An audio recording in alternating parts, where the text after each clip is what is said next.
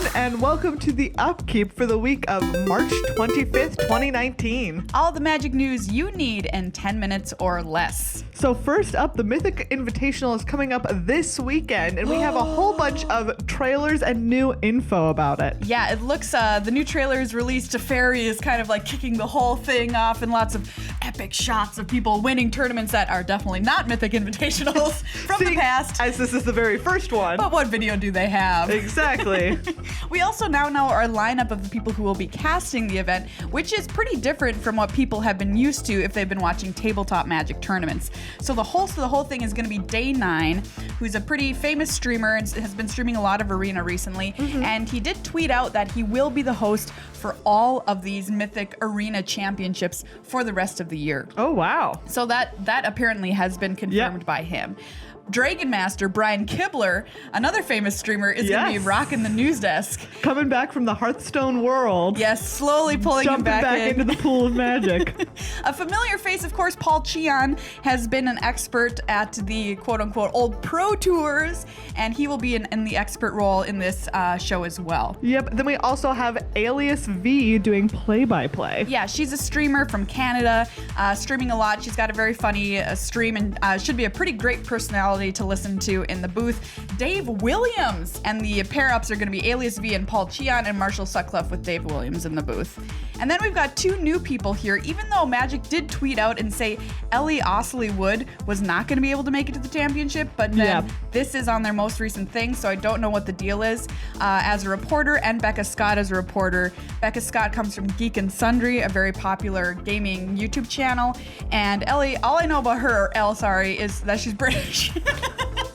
So I don't know. Well, that's enough to go off of. And British. They'll be reporters, so I can imagine that means they'll be telling us stories from the floor and doing interviews and that kind of thing. Awesome. So the schedule for the Mythic Invitational, we're kicking it off on Thursday with day one. Makes sense. You gotta start somewhere. Yep, 10 a.m. And these are all Eastern time. Yes, because we're in Boston. At PAX East. Then day 2 is Friday. Day 3 is Saturday. This is how time works. Makes sense. Yep. And then what day is the War of the Spark panel? So is this Sunday? Yeah, Sunday. Nice. They're going to have a War of the Spark panel at PAX East, much like if you remember the Kaladesh panel at PAX West a few years ago when that got announced. They're going to show off some new preview cards before their semifinals and finals that kick off that afternoon at 11:30.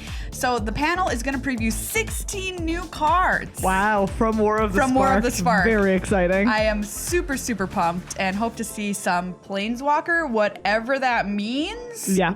In this new set, the panel is going to be hosted by Jimmy Wong of the Command Zone and other fame. Yes. And Game Nights, Command Zone. Big Hollywood movies. And it's going to feature Doug Bayer, who is the creative lead, the design lead, Dave Humphreys, and the art director, Taylor Ingvartson.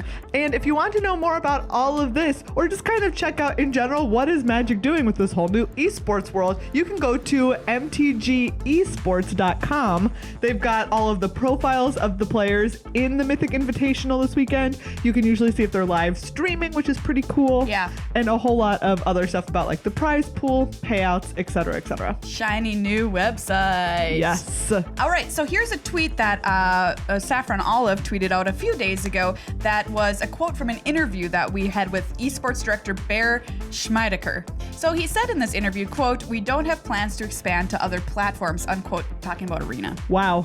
So that's big news. That's why Saffron Olive tweeted this out, because it's like, hey, what the heck? Yes. You know, a lot of people have been waiting for this on Mac. Yeah. And maybe we can get it on, phones tablets. Or tablets? Yeah. Oh my goodness. So WotC, as they sometimes do, responded in a tweet. "Currently, we are focusing on making MTG Arena the best it can be on PC. In the future, we'd love to be on other platforms, though. It will just take time," unquote. So, Maria, how many years do you think it will be before we see Arena on another platform given this? A million to never. So this is super interesting, given that way back now, when Arena was first announced, yes, and was in its early stages of development, there was a big outcry about the fact that it wouldn't be on any other platforms. People were like, this is almost the number one thing that we're asking for.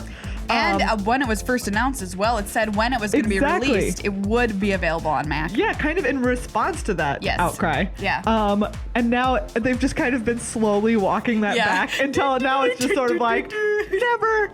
Yeah. And we've talked about this more in depth on Good Luck High Five, Yeah. our full length show. But the number one barrier to entry is not best of one. It is not sideboarding games. No. It is what can you play it on. Absolutely. It is 100%. What are you able to? Are you able to just use the computer that you have at home already? The gaming market is actually way more heavily tilted towards mobile gaming right now than PC or computer gaming generally. The market share is enormous compared to computer gaming. So I can imagine, I hope that they're thinking about it. I know it's going to be challenging to put a complex game like Magic on something like a phone, but some kind of version of it, I don't know, Yeah. something that you can do. Anyway, so that, that is something that, remains to be seen what they're going to do. By the way, if you want to play with us in a fantasy league, Yes. for the Mythic Invitational, there's a link in the show notes here for how you can sign up. Awesome. See if you can finally beat Paul. Yeah, we're gonna No one try. can.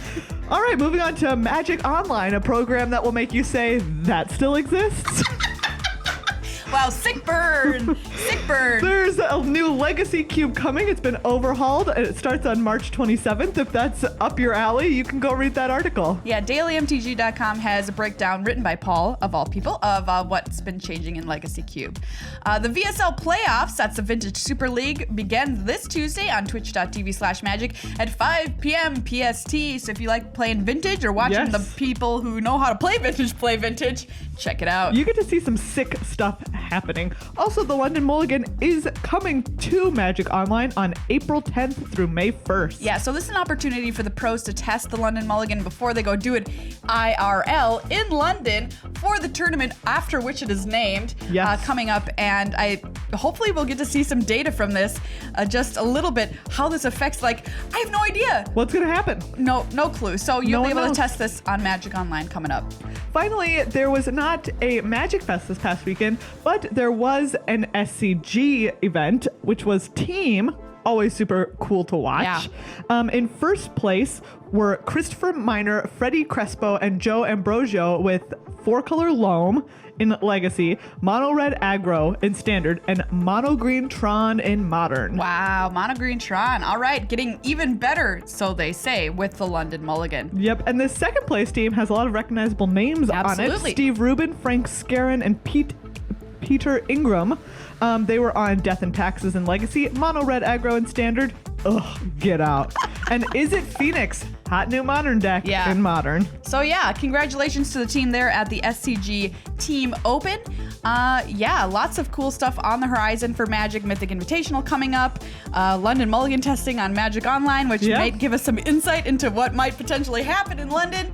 And lots of Magic news. So the future is bright if you're not using an Apple product. This has been the Upkeep for the week of March 25th, 2019.